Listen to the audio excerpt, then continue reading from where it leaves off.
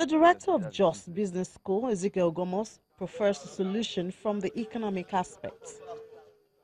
Well, one of the ways to address this is to change the system of cattle rearing, the agricultural ecosystem whereby people move from one place to the other with cattle is obviously outdated. It cannot be sustained in this environment where we are. Populations has increased, and the land around it is even drying up. So people have to stay in one spot. You can keep 1,000 cattle in less than 1 hectare of land. All you have to do is provide water, provide grass. And if they can do that, then that's one solution.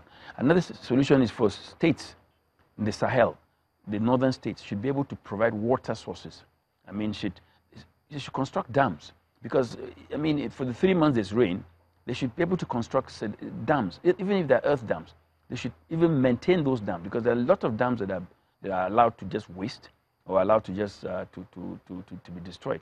If they construct dams and and also grow grass around those areas, I mean, and provide facilities for people up in the Sahel zones, then there's no need to move to other areas.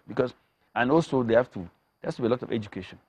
The nomadic culture is no longer tenable in this 21st century. Even if it is, it shouldn't be beyond the local environment you're in. So people have to be educated to accept settled culture, to accept the fact that you don't have to move into somebody's farm, and you can keep your cattle within. You can even grow your cattle. They're even fatter when they grow in one spot than moving all over the place. By the time you move cattle from Kano to Benin, I mean, by the time it arrives in Benin, it's virtually a skeleton of cattle. So they better put it in one spot to be able to fatten them. I believe that a combination of this infrastructural development in those states, include especially water, socio-agricultural change methods, and also cultural change, attitude change, to encourage people to settle down in one spot. I think this is very important. And it requires not just states that are victims of the attacks, but states where these attacks are not taking place. I mean, if cattle farmers in Jigawa or Kano or Gombe stay back in Gombe without moving across to other zones, then there will be the clashes in those other zones, in the Middle Belt and Middle States in Nigeria will be reduced. The story of attacks and clashes between farmers' community and herders, as well as the unresolved indigenous and settlers conflict, is mirrored in Benue and other states in the north-central part of the country. But the region has been faced with other insecurity issues too. In Kogi State, stories of cultism, kidnapping and armed robbery has been rampant.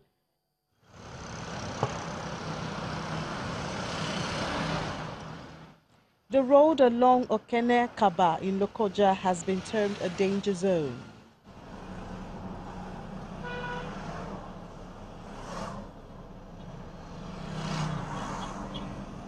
We decided to look how to tackle them. Between 2012 and 2015, Kogi rates as one of the highest in bank robbery, where we had about 16 bank robberies in Kogi State. Again, we had issue of terrorism.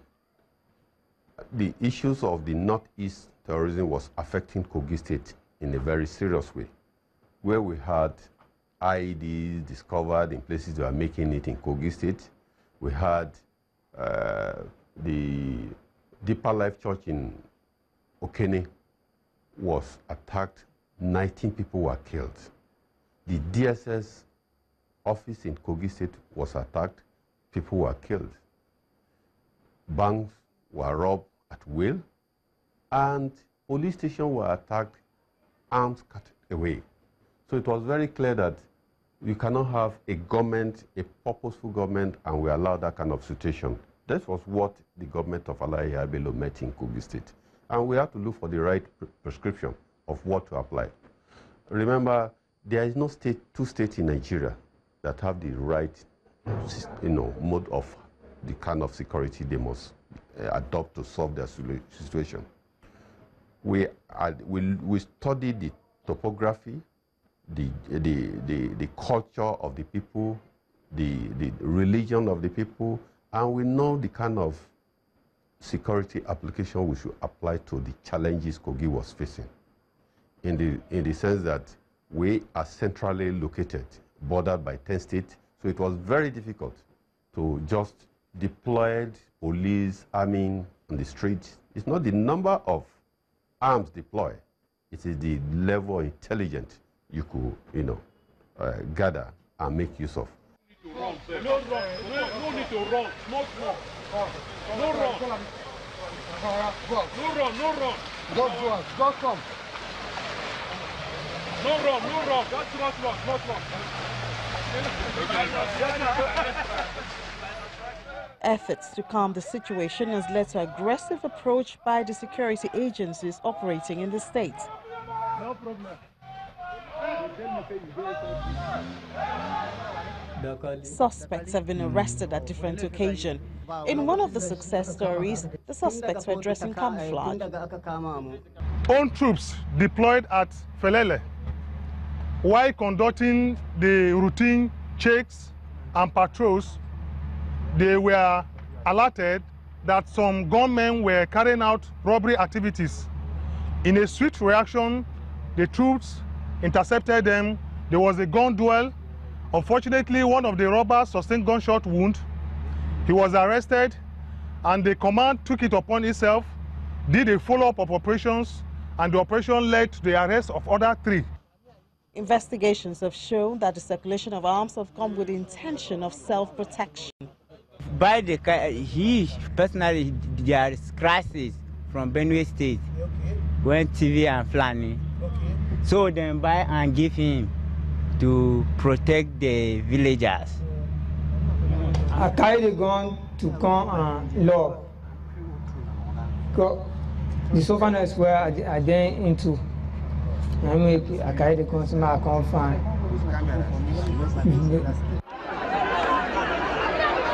Nasarawa State has had its share with records of herdsmen attack leading to loss of lives and property.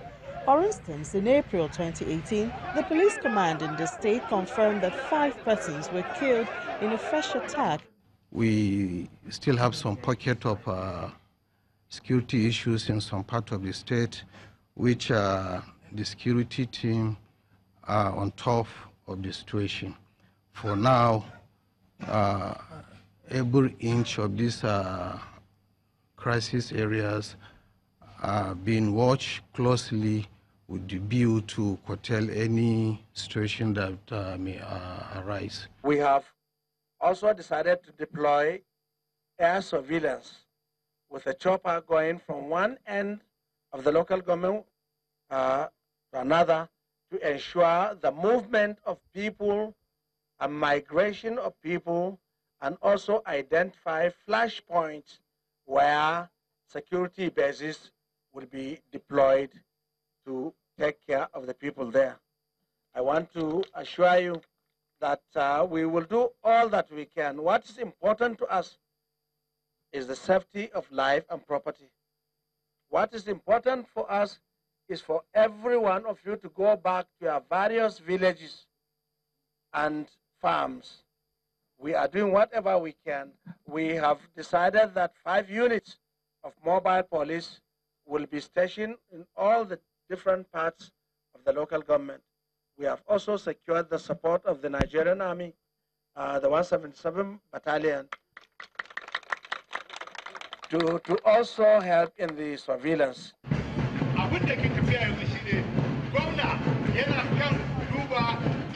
Apart from relying on the federal security architecture, the state government has taken the path of training youths to handle the security challenges.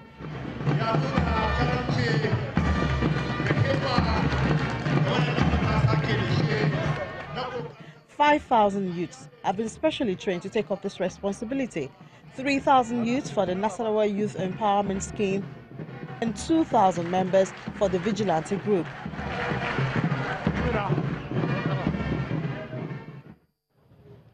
As far as I'm concerned, any government that is worth its salt must take security as its most important priority.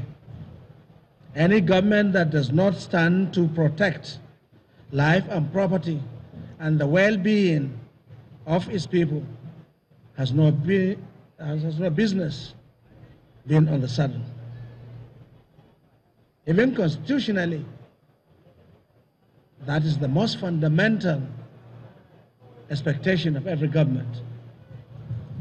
I would like to use this opportunity to tell the people of Nasarawa State that issues that have to do with proliferation of arms or gun running or ammunition is not in our character. And I would now admonish every citizen of Nasarawa State to kindly submit to constituted authority. Training of NAES and vigilante personnel means to put in grassroots dwellers with what it takes to be watchdogs in their various communities. It's a continuous work towards a safe Nigeria where all parties will live and prosper, and we hope to see that real soon. Well, that's our big story. Thank you so much for watching. Don't forget, I can watch the program at any time on our YouTube channel, and we would like to hear from you. Until next time, I'm Ini John McQuarrie.